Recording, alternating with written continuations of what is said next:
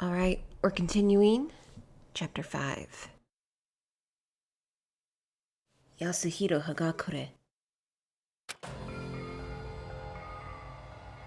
I see Kanon's face above me. Frowning, gritting her teeth, tears forming in her eyes. Hey, what kind of face is that? You're too pretty to be crying like that. Why are you... Oh, that's right. I'm being choked by Kanon. I acknowledge it. I accept it. Crap. My vision gets all hazy. My consciousness is slipping. I'm going to die. I have to push her off of me somehow. But I can't even move a single finger. What? What are you saying? I'm fading away.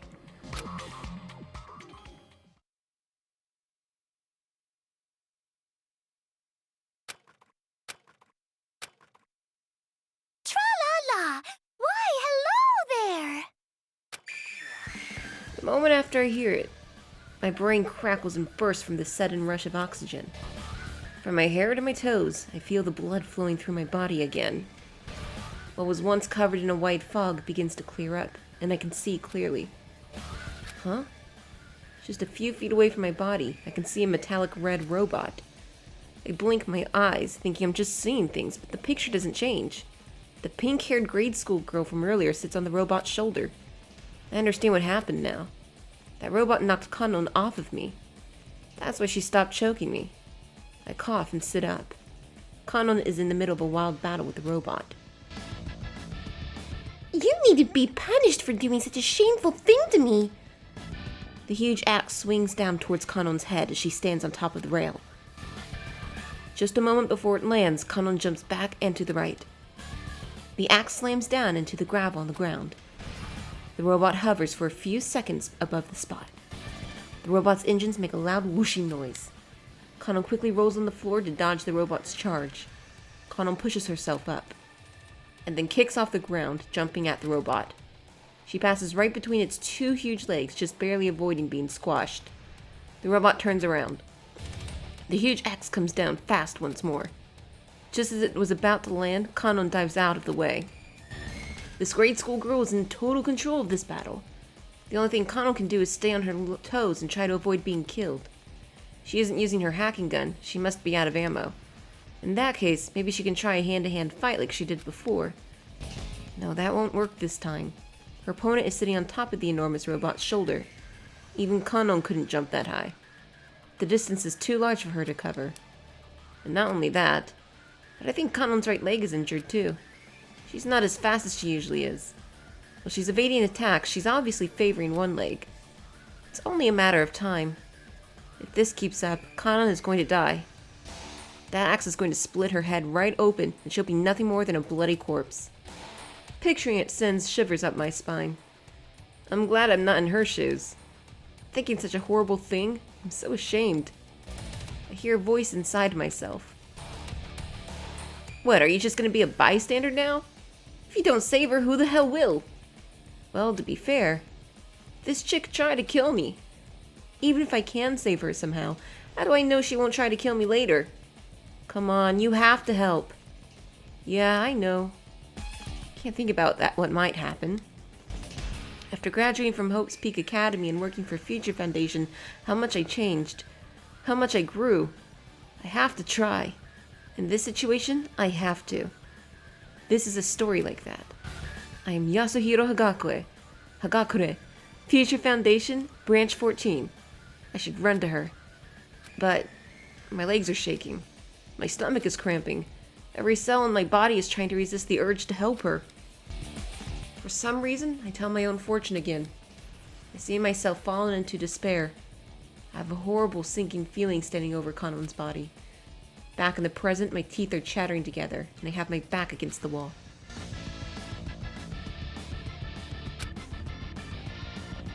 Oh, crap. The huge metallic leg swung down at me. I jump backwards, trying to soften the impact, but my injured leg keeps me from dodging completely. The kick hits me square in my stomach, twice as hard as I expected. Ah! A horribly gross sound I can't bear to hear spills out of my mouth. But before I can really be embarrassed about it, I'm flying backwards through the air. I land sharply on the gravel and roll. It feels like my skin's peeling off. Ugh! Kotoko's extra cute voice is heard over my sounds of agony. This is what you get when you defy me, demon. I close and open my eyes slowly. Kotoko has stepped off of her robot and is laughing at me a few feet away.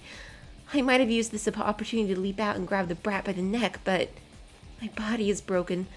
I can barely move. Kotoko obviously knows that, and she is taunting me. My leg is a horrible sight to see. Even if I forced myself, I don't think I could take another step. No, I don't think... I know. I know. This pain is real. My leg is useless now. Even if I somehow get out of this situation, I don't think I can ever walk again. Looking at my leg makes me feel despair for my future. Like a tree stripped of bark, my muscles are showing through my skin. I look up from my leg and notice Kotoko moving towards me. She's holding some kind of extending claw toy in her hand. I wonder if it's some kind of new weapon. Is she going to deliver the final blow with that thing? She steps right up to me. I noticed when I was getting tied up by my socks. Her voice. What is it? Is it curiosity? Maybe I don't like your whole strong-willed thing, but your face is quite adorbs. What? I told you, didn't I? I'm an enthusiast for all things adorbs. I just love them so much. And in addition to being an adorbs enthusiast, I'm also super perverted bad girl. What the hell are you trying to say? You're so adorbs, I want to motivate you. What is this kid saying? Just as that thought crosses my head, I hear a cutesy voice cry out. It almost gives me goosebumps. Wait a minute. That was my voice. Kotoko's molesting my body with her grabby hands toy. The pink-haired girl talks to me. This is the portable motivation machine. It's not as powerful as the original version, though. Once again, it stretches toward my body.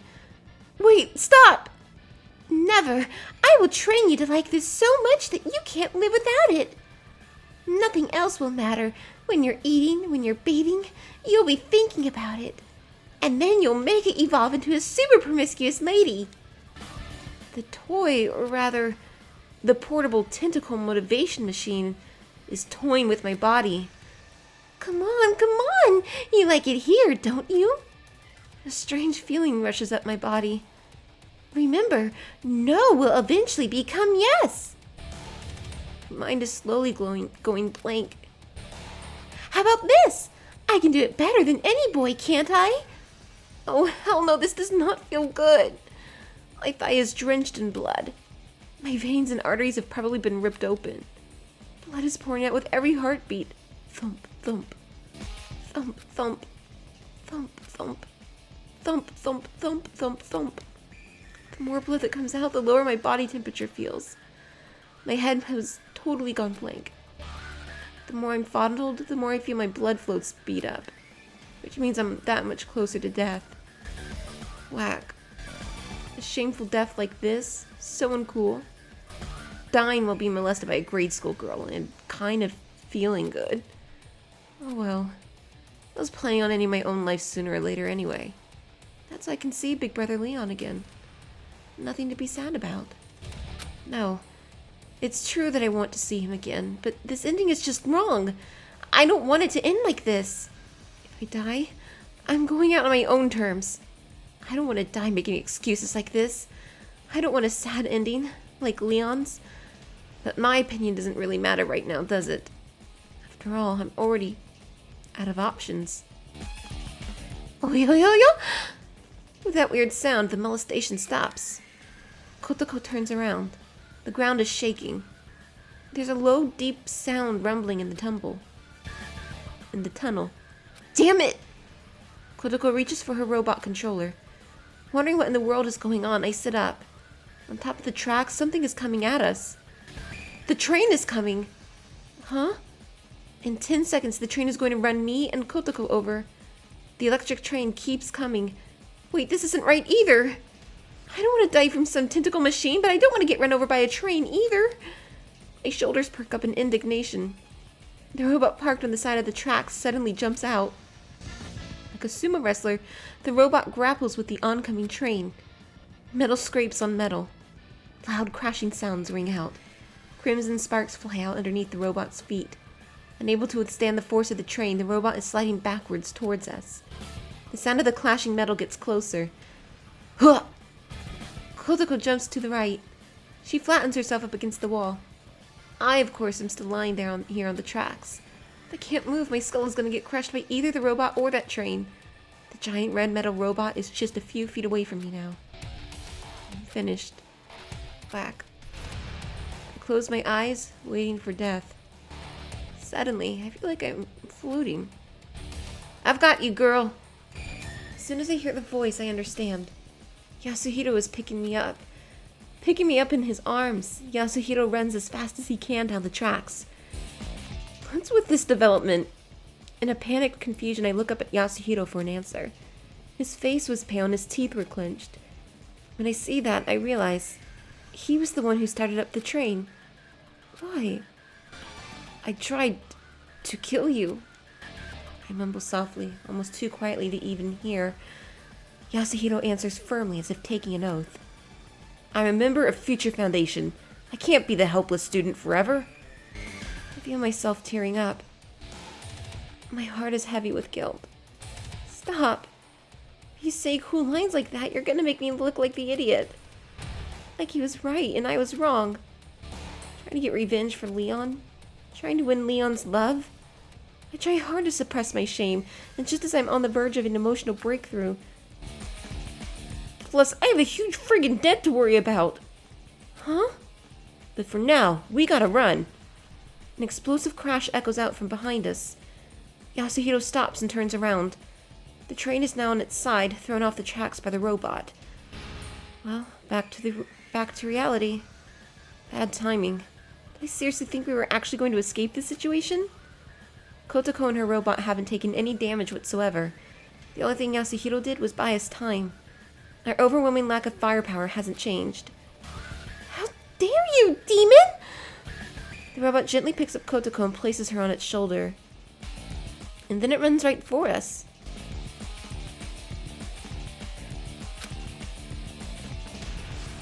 The superpowered acceleration from 0 to 60. Jetting steam from the waist, the robot soars straight at us. In a few seconds, we're goners. I don't need fortune telling to see that happening. We're gonna be split in two with that axe like sliced watermelon. After all, we're out of options. Kanon's leg is injured, so we can't run, we can't fight, and the hacking gun is out of ammo. What am I doing? This is what I get for trying to be a hero instead of the comic relief guy. I didn't solve anything. I just added myself to the list of casualties. I really should stop trying stuff that's just not like me. Screw all that personal growth stuff. Game over. My shoulders go limp. I'm about to drop Kanon right there. My legs weaken, and I fall on my knees. My fortune-telling tools and cell phone drop out of my pocket. The sound of the robot's jets burning away the air in the tunnel gets closer and closer. It readies its axe above its head, prepared to swing it down in an arc. Preparing myself for death, I close my eyes.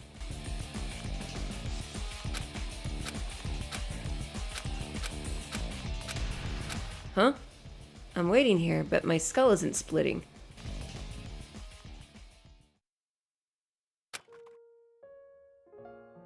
On the day the snow first fell, I was getting a secret lesson from Leon at the high school, covered in the white snow. When I put it that way, it kind of sounds romantic, but trust me, it wasn't. It was January 1st. The snow was falling lightly, and the secret lesson was just pitching practice. No matter how much time I spent or effort I put in, I showed no sign of improvement. Leon gave me hints.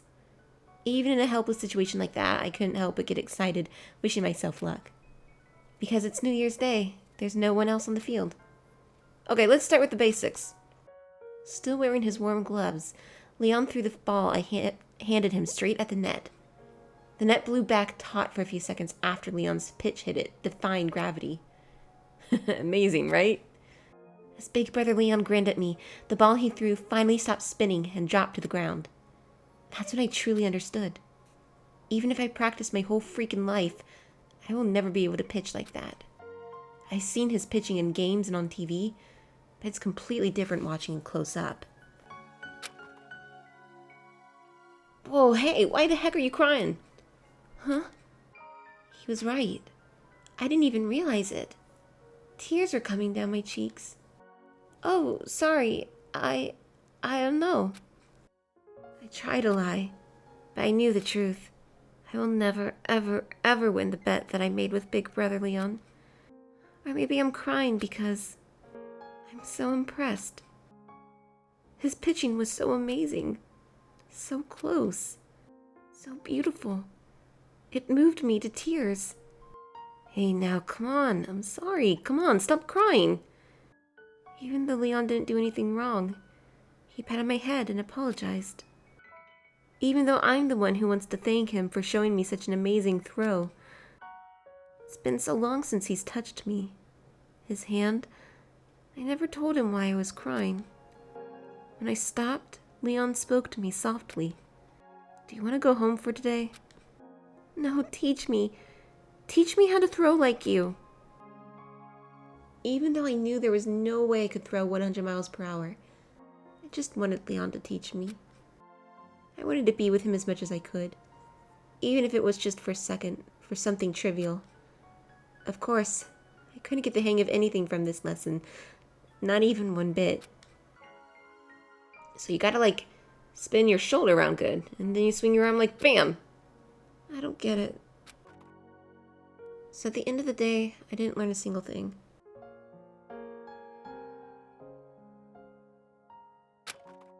That day was the last time I ever saw Big Brother Leon. The New Year's break ended, and Leon returned to the dorms. And after that, the tragedy began. And the world changed. I never got any better at baseball. I wonder what happened to Leon. I wonder how he felt about me.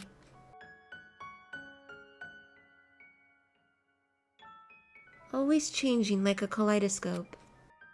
All the memories I shared with Big Brother Leon float around in my head. Before I realize it, I pick up the crystal ball Yasuhiro dropped and I threw it with all my strength at Kotoko, sitting on top of the robot's shoulder. Spin your shoulder, swing your arm. Turns out, I really didn't learn anything from those lessons. Not one bit.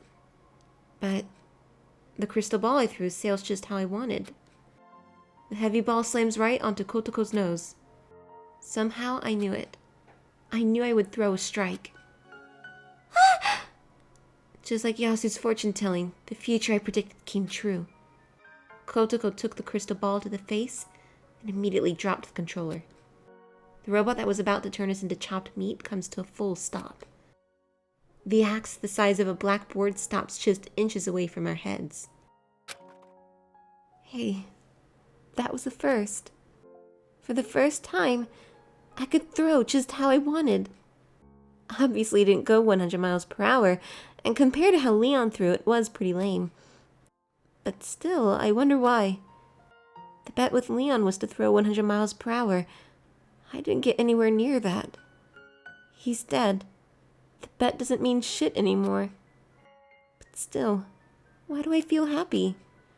Why do I feel like I'm about to cry? The sentimental feelings come over me. Yasuhiro shouts, "And now's our chance!" Yasuhiro sprints for the controller Kotoko dropped.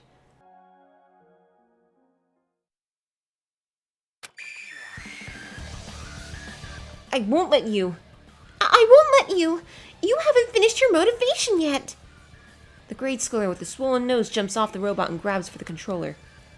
I won't let you! Kanon used the last of her strength to stop the robot. I can't waste this chance. Fortunately, I had the advantage in distance and speed over this little brat. But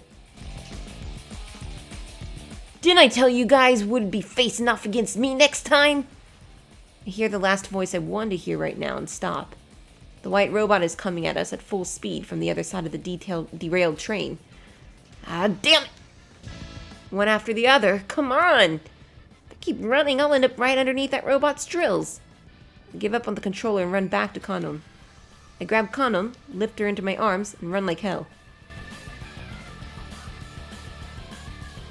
told ya, I wanted to hunt down those damn demons. But, at least let me have the girl demon. Oh, don't tell me you want to make her into your science project? No, I want to stab her and pull her parts out until she ends up with a wrecked body. Stab her parts? Sorry, Masaru, you'll understand what I mean when you're older. What? Don't make fun of me. I'm the leader. I'll be the one to stab her parts. Ooh, then let's both teach her a lesson right now. Hell yeah, let's show them the power of the Warriors of Hope.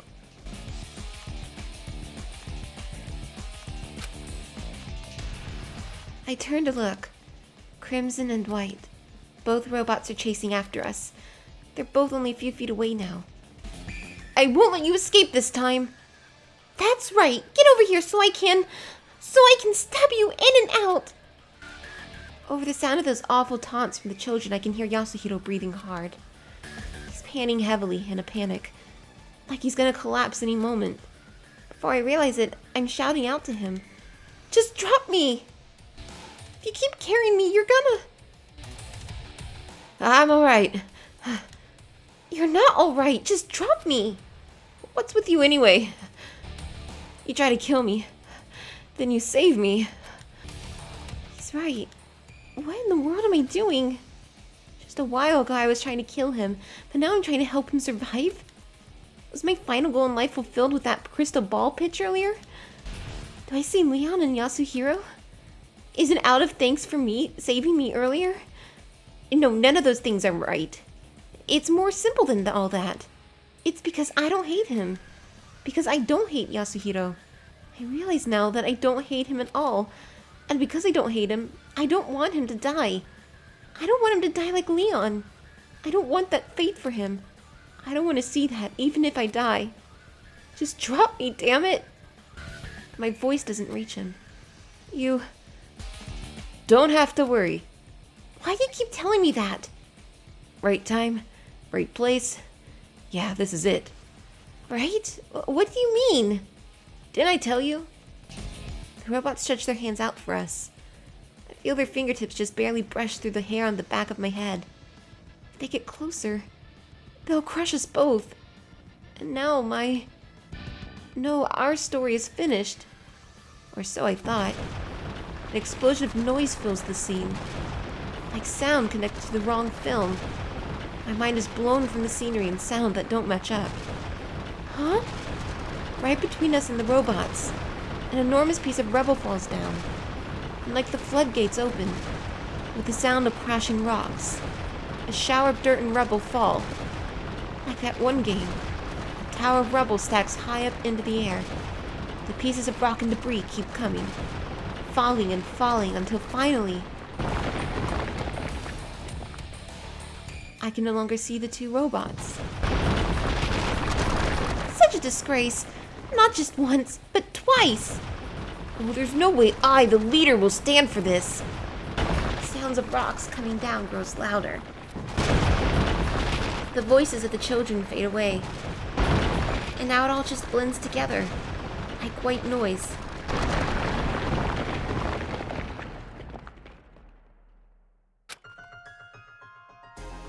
Although it seems impossible that the two children are still chasing us, Yasu keeps going for a while. Finally, he stops, sets me down on the ground, then bends back and yells. That was close! I think he was done, but he grabs my hands and swings them around. What a relief! Oh man, being alive is such a wonderful feeling. Yeah. I mean, I am psyched that we made it out alive, but he's so pumped up all of a sudden, it's kind of weird. But wait, earlier... What was that just now? You sounded like you knew right when the tunnel was gonna collapse. I raised my voice in anger. Yasuhiro breathed in a deep breath and spoke proudly. It's just like I said. I saw a future that had the tunnel collapsing. I told you. My fortune telling is super detailed when it's correct. That's how I knew. I do remember him saying something like that. So it wasn't just dumb luck that got him into Hope's Peak Academy. No, wait. You said your fortune telling only comes true 30% of the time. We could have died. That's why I'm so happy right now. I was right to believe in myself. So he is just relying on luck. Jeez, how much of an idiot can you be, old man? Just picturing what might have happened sends chills up my spine. But I am glad. I'm really glad. I'm really glad that Yasuhiro didn't die. After he calms down, Yasuhiro flops down onto the ground, arms and legs spread wide. He breathes in and out deeply, sucking in mouthfuls of dust without a care in the world. I sit and watch him. I wonder why. My vision gets watery. I jump onto Yasuhiro. What the hell? I'm so glad the cloth in his suit is drenched in his sweat. Now he won't realize that I'm making it wet with my tears. Whack.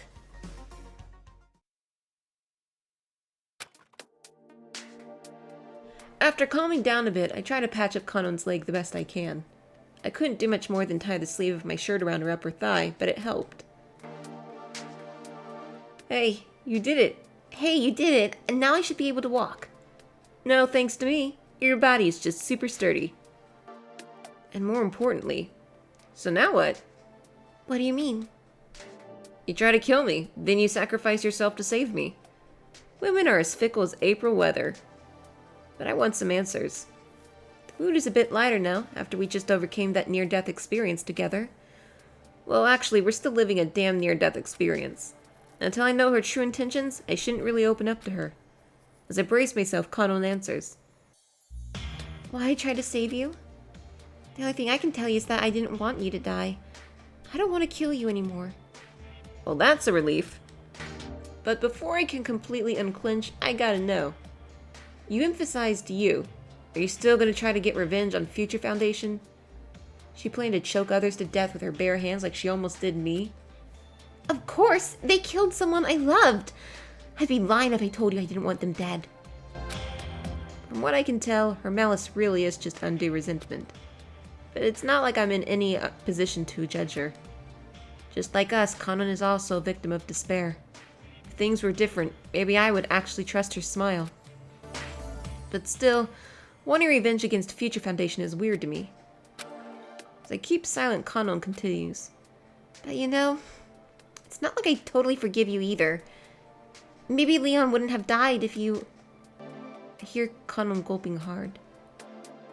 I don't really have any right to take revenge, do I? What do you mean? You better not be scheming something. No, it's not like that at all. Kanon looks embarrassed but continues. When I threw that crystal ball at Kotoko, a lot of memories were flashing in my mind. I wonder, what did Big Brother Leon really think of me?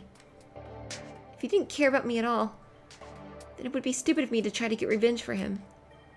Maybe Big Brother Leon wouldn't want me to get revenge anyway. I'll just be a hardcore stalker again, won't I? Kanon forces a smile, but her face is bright red. I know that what she just said was no joke. If that's the case, I decide to tell her the truth. Leon cared about you a lot. Kanon's face tenses up.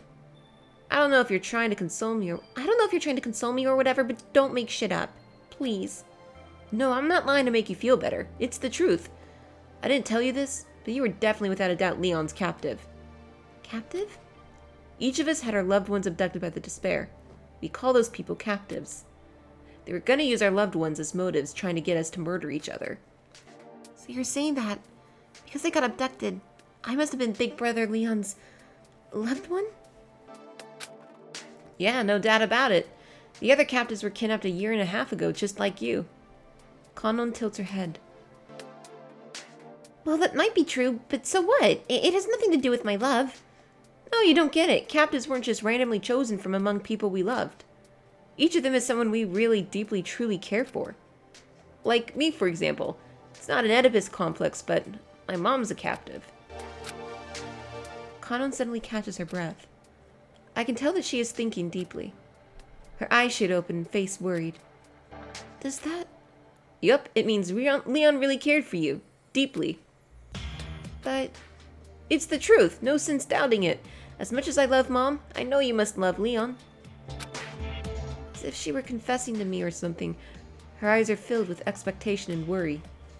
Slightly shaking, Kanon asks me, how much do you like your mom? Mom raised me all on her own.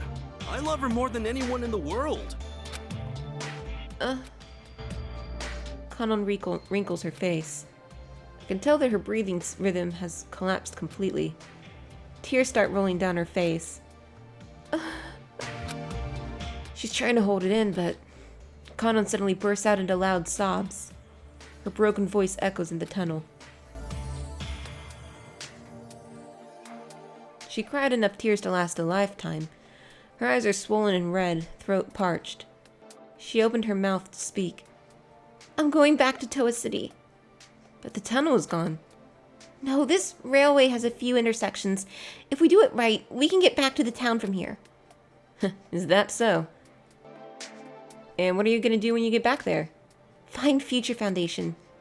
Does that mean... Maybe I'll kill them. Maybe I won't. I don't know for sure. I know I no longer want to kill you, but I'll decide the rest when we meet. Maybe they're good guys, just like you. There's no way I could stop her. Whatever happens, happens. Maybe. My comrades didn't slack off like me. They could probably take this girl, if it came to that. As for me, I'm getting out of here. I'll contact Future Foundation, tell them about her. Nicely. And even though part of me does want to go back with Kanon, there's no way I, a member of Future Foundation, should be with someone who wants to kill us. I can't imagine what my coworkers would say if they found out. And I don't really see any way around it. If I were to say something occult here, I'd have to say it's fate that Kanon and I split up. That's how I convince myself, anyway.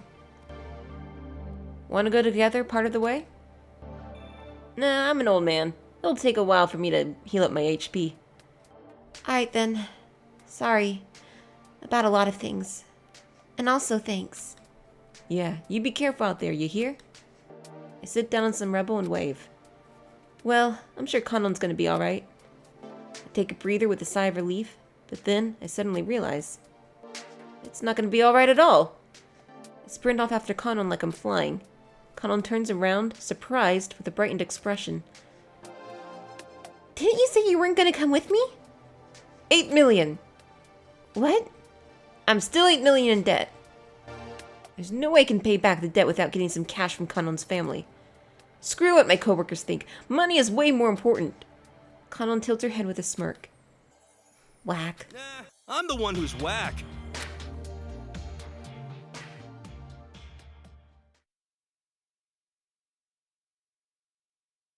The end! Alright, that was Ultra Despair Hagakure. So that's it. No more Danganronpa until the new game comes out, which is going to be also a PS4 game.